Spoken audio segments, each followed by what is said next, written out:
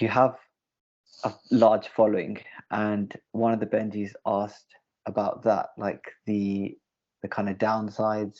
I know you've been trolled. I know obviously with any kind of public facing person, you probably face negativity and challenges. So can you talk on that topic?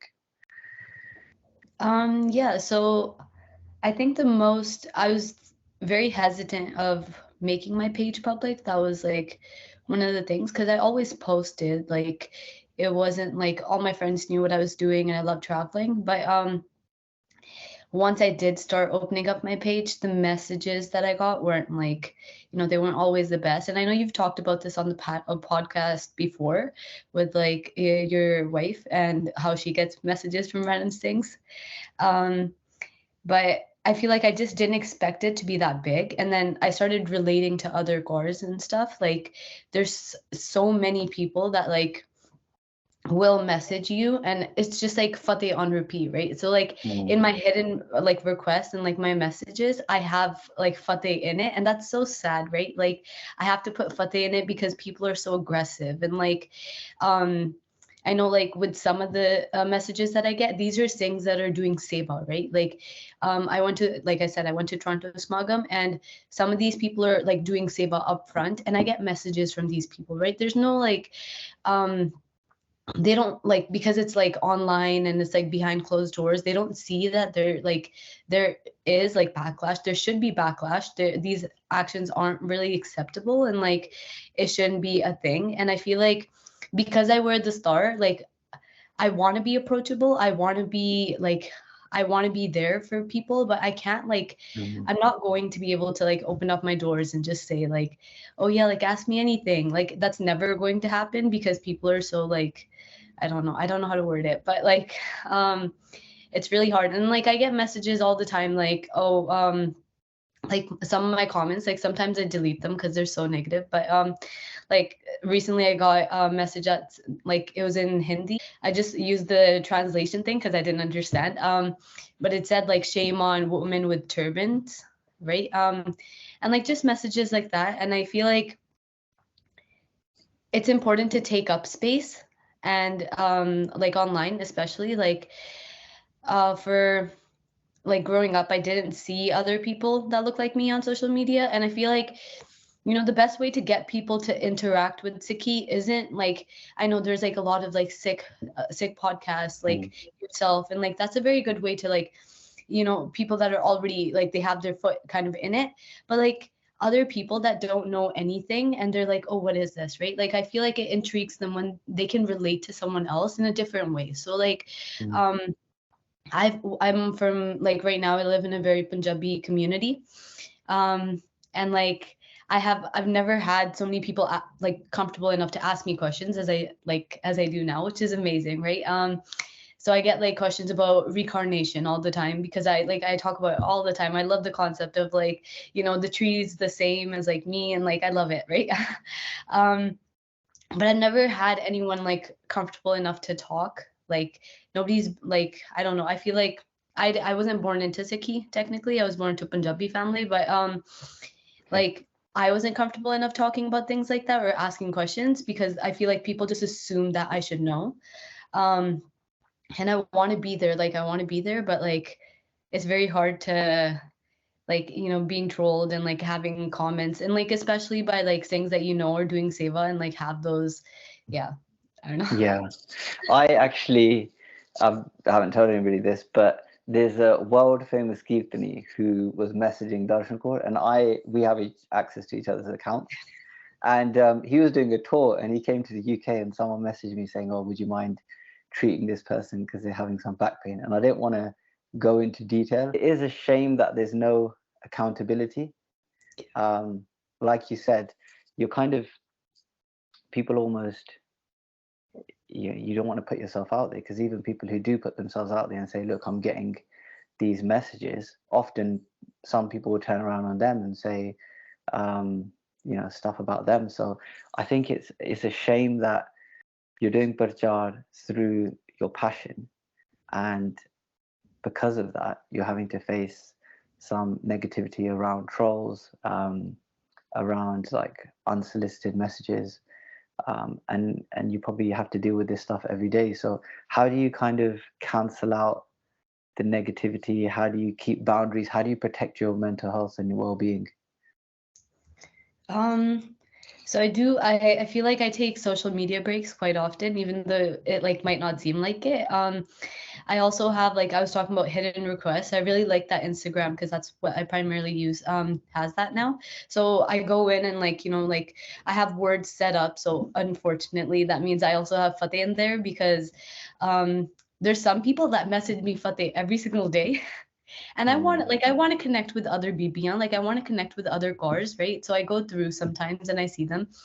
Um, and then I also have a system where it's like, usually if I post something with other friends and I tag them, then they'll get messages as well. So then I do have like a system where it's like it goes to my brother.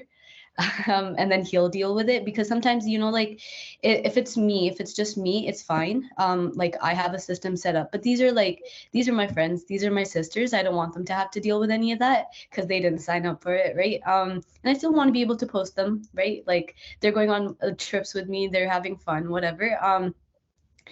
And sometimes that means like I know my brothers like we have it's a very tight knit community in Edmonton, so all the youth is very well connected. And I know like some of my brothers have like messaged back and they're like, "Why are you messaging?" or like, "This isn't appropriate," or like to people that they know that are doing seva. And at Toronto Smogon, we met someone that has messaged every single one of the cars that went with me, which was not okay. And they were doing seva up front, right? And it's like, that's very unfortunate. And like dealing with that, like mentally, like going there and seeing like, wow, like this is like behind closed doors, this person is very different, right? Like it's very hard. And like I feel like people don't understand that like social media is like like I can block people out, right? Like I can delete comments, I can like remove followers, whatever. But like just having that like sense where it's like people aren't held accountable for their actions. And like these are Amritari Singh's, right? Like usually that's where my account is, like where I'm being trolled at. That's really unfortunate. I hate it so much, because it's like this shouldn't even be okay. Like even like commenting, even commenting on like people's posts and like saying like weird things isn't okay. And like, but messaging someone, like I don't know, like it's very hard. And I feel I take social media breaks all the time because it's too much. It is, honestly.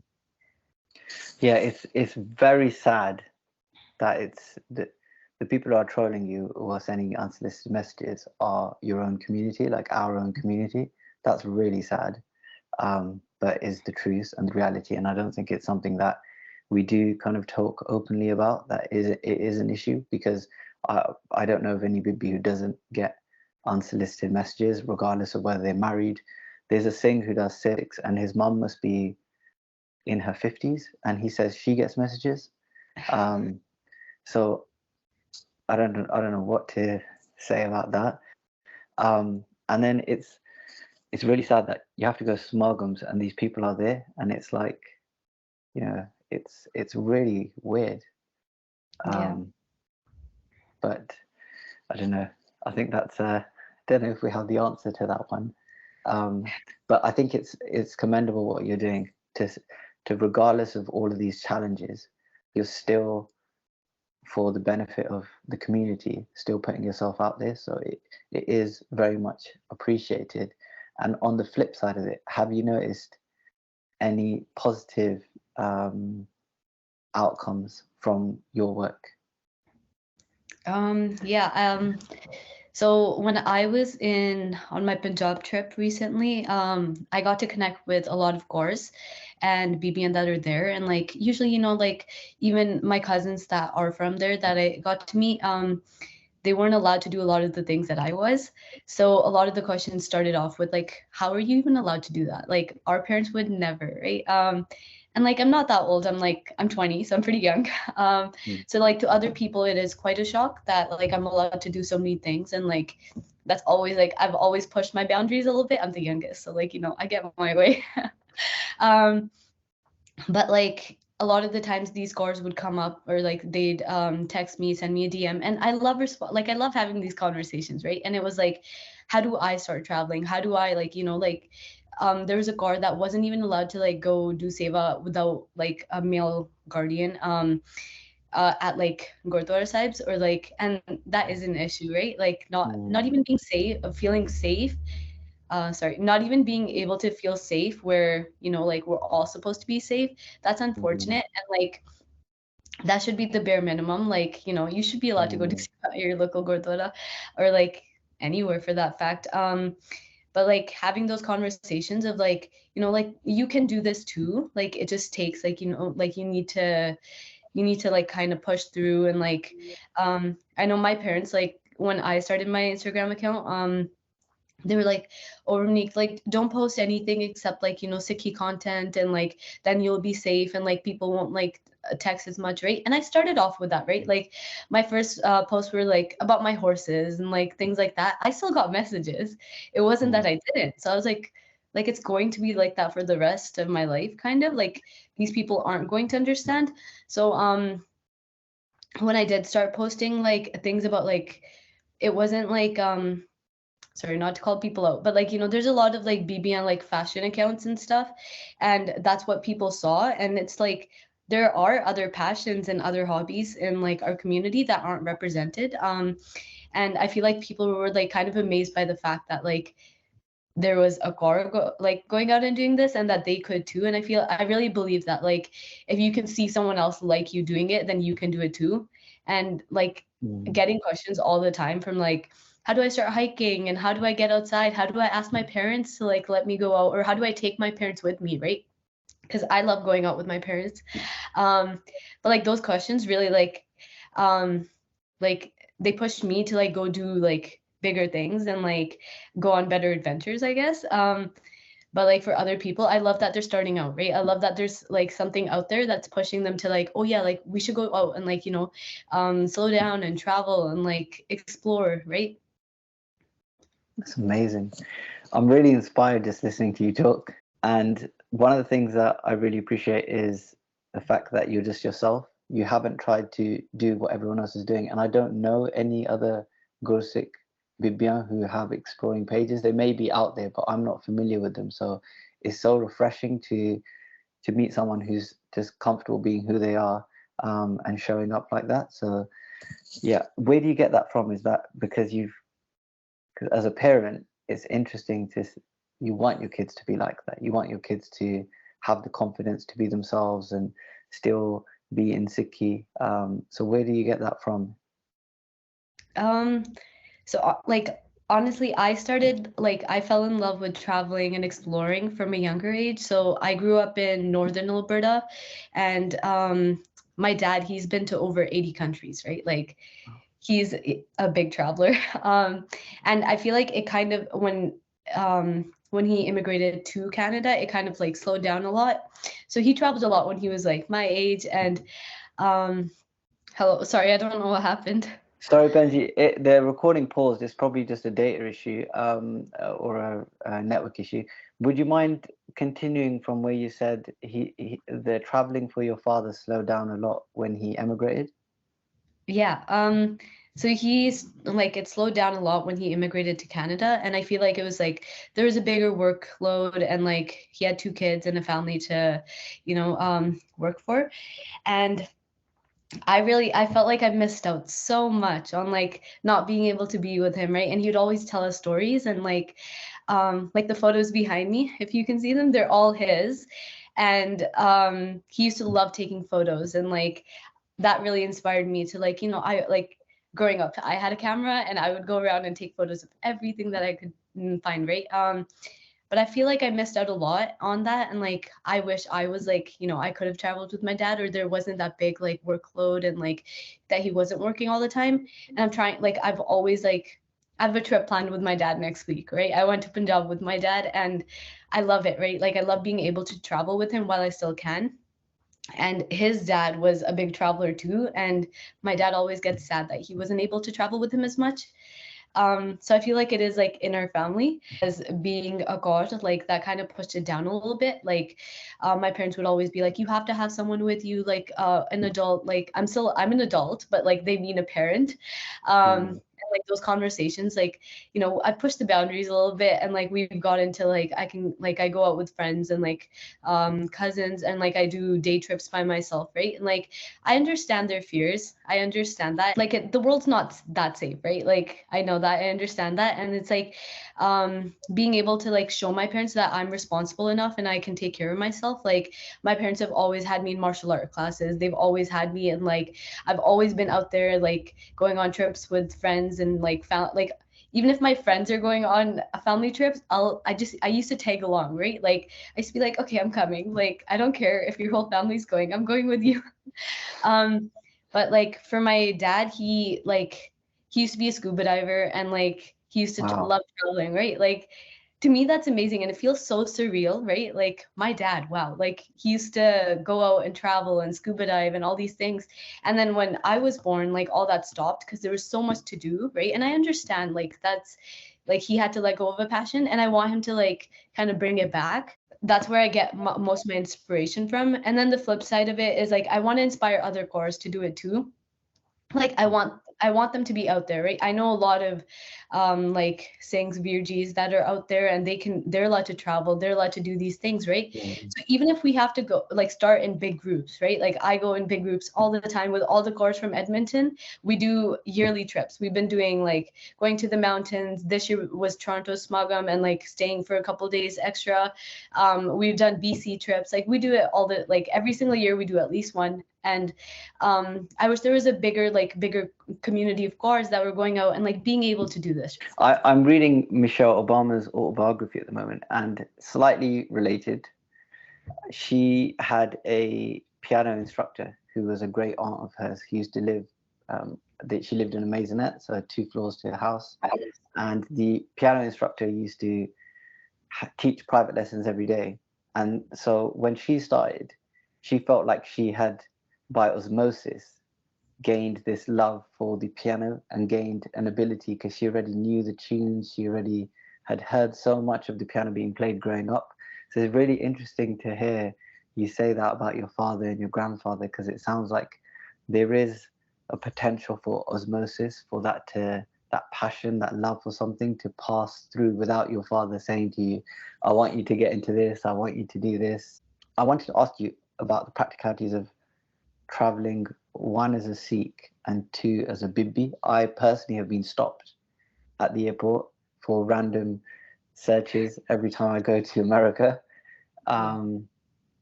So what's your experience in traveling as a Sikh? And that's one of the questions which was sent in. Do you have challenges? Do you get looks? So whenever I do, like obviously we get like in Canada, we're allowed to wear a 6 centimeter clip-on, which is really helpful. But we still get like patted down, and there's a special security line, and they usually close off the security line itself. They usually close it off so that all of us can like get patted down and everything. I haven't had bad experiences with America actually, but with last time I flew with sorry, the last time I flew into Vancouver with my dad, he was held up for about 10 minutes, and it was a Punjabi auntie, right? Like she's just patting him down again and again. And this people in the back, right? Like they started saying, oh, like this shouldn't be happening. This is so sad. And these are like go to I haven't really felt a lot with airports. Like that hasn't been that bad, but like I feel like I constantly get stares. I'll always be stared at, and it's like even the part of Edmonton that I live in, it's very Punjabi dominant. And I used to work a job that was like, you know, like 20 minutes out of the city. And I would always get stares and questions like, what are you wearing on your head? Like all those things do come up. And then I traveled with a Benji that has a lot of gaze on her face. And obviously it's a blessing, right? But she always gets questions like, oh, are you a man or are you a girl? Which is really unfortunate because it's like nobody asked for your comments. There's no reason that you should be giving them or like at all. Those comments, those stares, they're just not called for. And like I feel like in our community it's so much worse. Like when I went to Punjab, it was always like I would get like stared at. Even like I went to Hazur Sahib, and so I traveled by train, which was an experience in itself, right? Like all my cousins wanted to go all of a sudden, so we like canceled our flights and like we went on the train. And I walked in, and like first thing we did was take a shower. It was so sweaty. Like it was like 36, 38 hours. And we took a shower and I changed into sweats and like a long sleeve t-shirt. And like I thought that was very appropriate. And I walk in to Langerwala Sahib, right? And I walk in and the peredar at the front is like, oh, you would look nicer with a chunni on, right? And I just like, I looked at him and I was like, okay. And I like started to walk away. And then he's like, oh, are you a girl or a boy? And I was like, okay. I was like, okay, like, great. This is Hazur Sahib. I'm wearing a dastar on my head. And I still like, these comments are still coming through, right?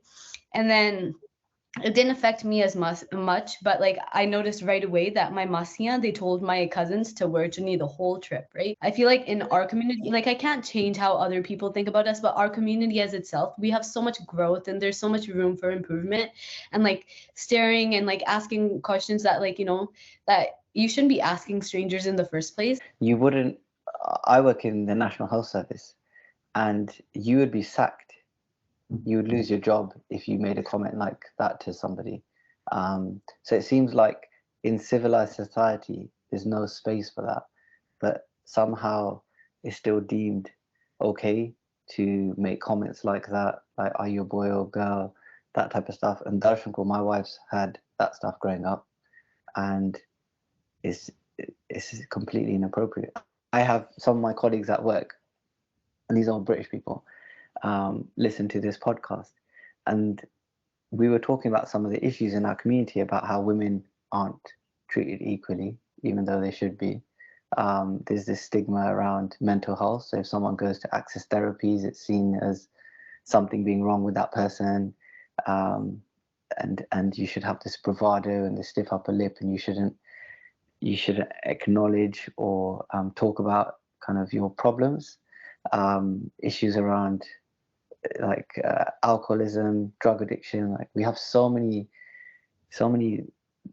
issues in our community, and I think some of the stuff you brought up today it just demonstrates that we have so much work to do.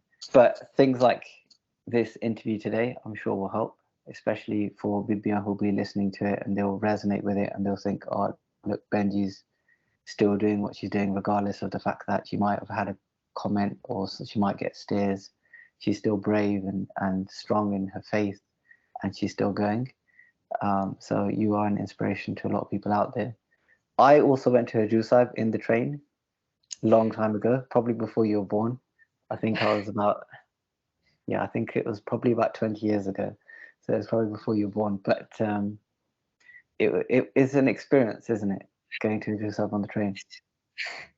Yeah, it was, I think like first it was a culture shock that I was doing it, right? Like from having the mindset of going on a plane and then like transitioning to the train and then going so local, right? Like I kind of like I took my own sleeping bag and I was on like the top portion and I was just like laying down trying to feel comfortable. It was so hot. Like and like the washroom situation was, I feel like I just couldn't get over it, right? I was constipated the whole time. I was like refusing to use the washroom. But has that not improved in the last 20 years?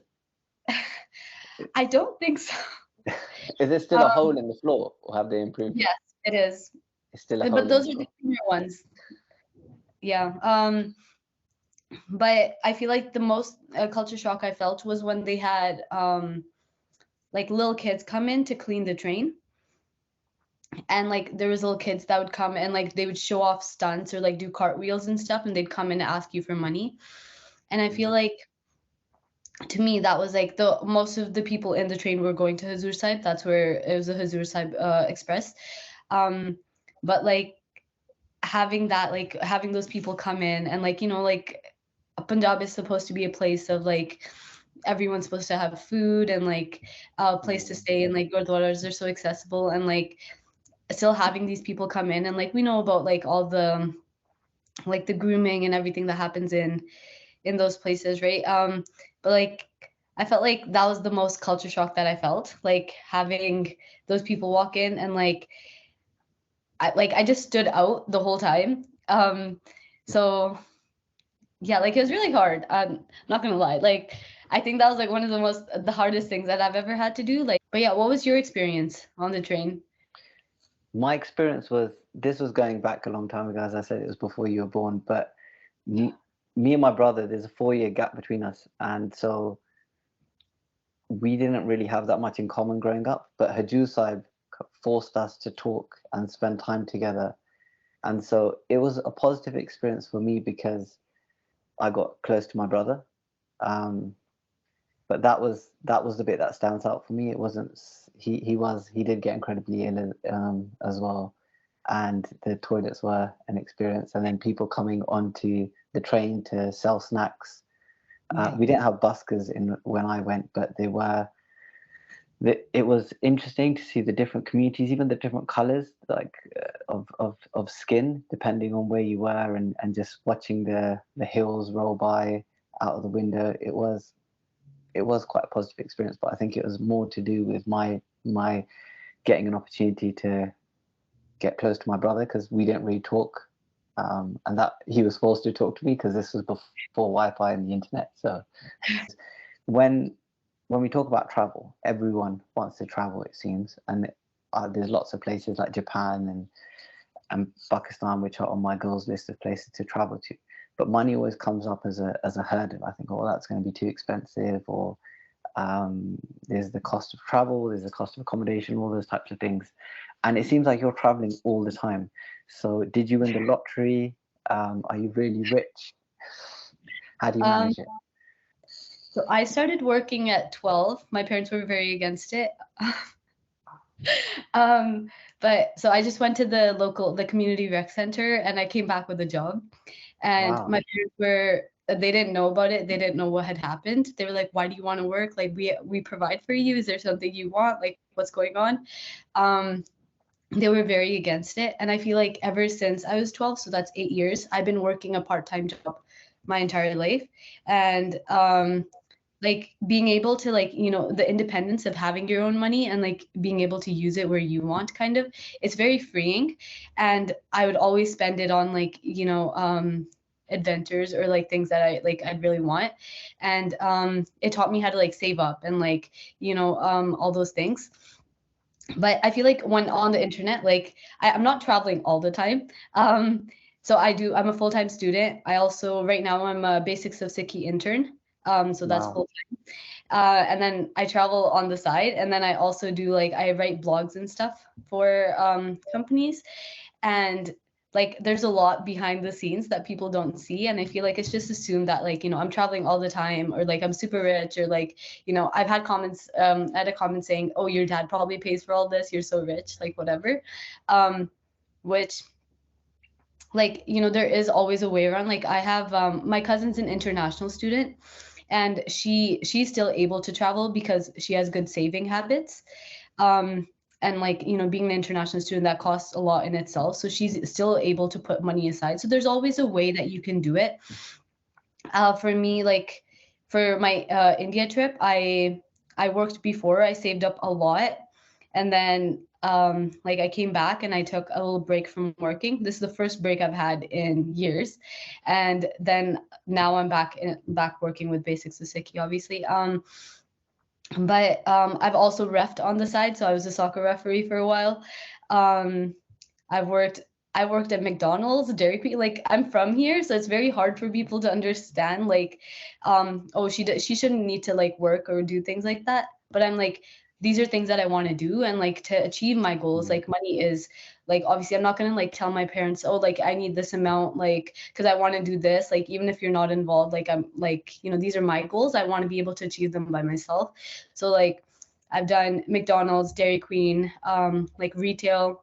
Like I feel like that's something that our community, it's like frowned upon, to like have your kid work so young. And I grew up with like, I had a lot of Gorea friends growing up, so like they would get paid for their chores, right? Like to me that was such an odd concept, and I feel like it prepared them a lot more for saving and like being able to buy their own stuff of like what they want, what they need, instead of like, your parents, oh, do you want this, or you can have it, right? Like, Mm, and I love that like my parents were able to do that for me. But like I wish there was more, like, to like teach us about finances and like teach us about like um how to spend our money or like how to save up. And I still continue to work. Like I just bought my first car, which was, wow. yeah. And it's not like, Congratulations. That's thanks. It's nothing fancy, right? Like it's older, and I feel like that's also something like I always like. My parents have fancier cars, so like my dad, when I showed him the car that I was buying, he was like, "Oh, like, are you sure? Like, I can pitch in, and we can like we can buy something nicer that'll like last a longer time." But to me, it was like, wow, like I worked so hard to be able to get this, and at the end, like I can do anything I want with it, right? But like being able to save up for something that you wanted for a really long time is very rewarding. Instagram is so niche based, like you don't see my whole life. mm, I'm a full-time student. I'm going into my fourth year. Um, and I work full time. And on top of that, I have like a very strong family connection. Like we do a lot of things together. The Sangat here is very well connected. And um, there's just a lot going on that like I love that I don't have to show that online and mm. everything. Yeah.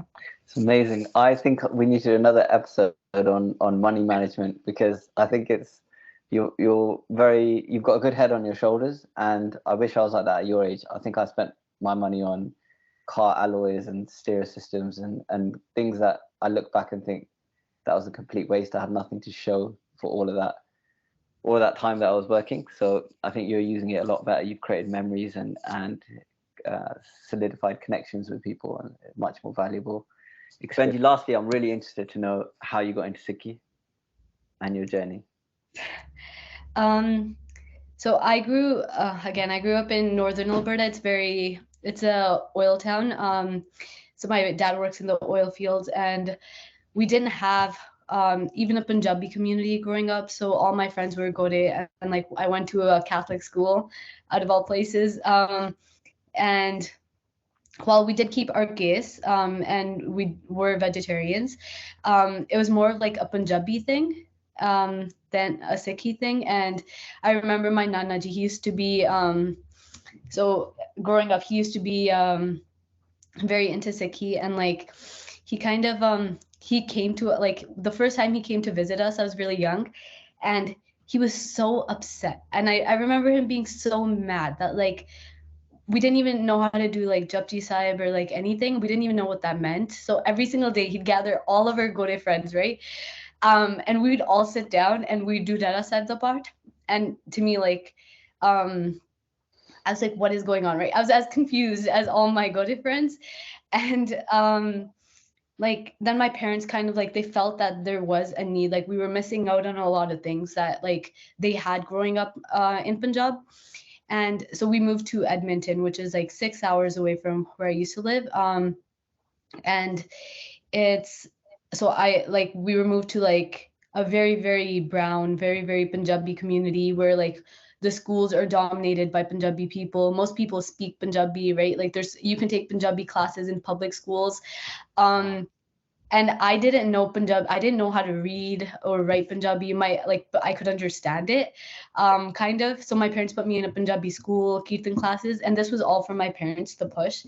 But I feel like I was expected to just know a lot of things. I was just like, oh, like you're brown, like you're Punjabi, whatever. You should just know all these things, and I didn't. Like I was so clueless about things, and I felt like it was embarrassing to ask others, kind of like I was a teenager or whatever. But it was really embarrassing to ask others for help or like ask others like if they all understood, right? My brother understood right away. He was like very well connected. He found his love for Sikhi through Shastras, and like quickly he found like a group of friends that like he loved hanging out with and everything. And for me, it was very opposite. Um I felt like there was a lot of I couldn't connect with all the cars here. I didn't understand what was happening. And then my brother went to go get Amar Shak. So my mom had already got Amriti Tat, and then my brother was going. My mom's like, oh, Ramnik, do you want to go too? And I was like, um, if I don't go, I'm gonna be missing out. I'm gonna be the only one left that doesn't have like isn't Amrshak, right? And I was like, okay, like I'll go, right? Like it was kind of like, oh yeah, like sure, whatever, right? Like it's not a big deal, whatever. So I got it, and I didn't understand what it meant, right? And it's like when you don't understand the importance of it, right? Like I feel like it worked out for me because from that I started going to Sangat, or like my mom's like, oh Ramnik, like let's go to Sangat. And then like from that I got to connect with, like I got to ask other, I felt like I started feeling confident enough to ask the other course to, oh, can you help me with my dastar, right? Like can you help me with I started going to Gatka class. I loved it. I love being physical and like, you know, doing things that are like um that are more physical. And like I think I made my best friends from Gatka class, and we used to like go to competitions together and everything. And I feel like to some extent they didn't realize how much that helped me and how much that like pushed me towards Sikhi. And like to this day, like like everyone in Canada, they talk about how like close the Edmonton Sangat is, and like regardless of what anything that happens, like I feel like I'm so blessed to be here, right? Like I always think about it, like what amazing karms like I might have done in my past to like even achieve like being in Sangats with these people. And it's like having that community, having that like I didn't appreciate it in the beginning at all, but now I'm like, oh wow, like this is where I want to be for the rest of my life, right? Like this community is amazing. And it's like if I didn't have that, I always think about it. I talk to them about this all the time. If I didn't have them, and like if I didn't have that push, even with my parents there, I feel like I would be someone else. Like I know I wouldn't be here at all. Like yeah, I talk about this all the time, and it's like um it's very difficult because it's like most of them grew up in Sikhi, they grew up here, and I came from outside. And like I hear this all the time, it's very hard to like fit in and like you know, do everything. And it was very hard for me too, but like taking that leap of faith and like being able to like, you know, like those Benjis that did come up and that did say Fateh every time, that did come up and like make me feel comfortable, that was very important to like my journey. And those are little things, right? Like I wish everyone and everywhere that happened, right? Like that'd be amazing. Yeah. Amazing. Benji, I've taken up a lot of your time, and I know you have a sore throat, so I feel bad. Hopefully we can get you back on the podcast at a future date, and we could talk about some of the more exciting things that you're doing as well. There's so much we could talk about. There's so many more questions to answer, but I think I'd have you here for 3-4 hours. I'm sure you got. So Benji, where can people connect with you? Where can they get in touch? So again, I do have my Instagram messages kind of filtered, but if someone did have a really like a burning question, they can ask me on my email. It's linked in my on my Instagram, and I do look at that, even though some of them aren't like the best. I do look through those, and I feel like that's the best place. Yeah. Yeah, definitely. And yeah, do let me know if anyone emails you and it's not relevant, because then I'll block them as well. Okay. Thank you so much for your time today. And thank you so much for having me.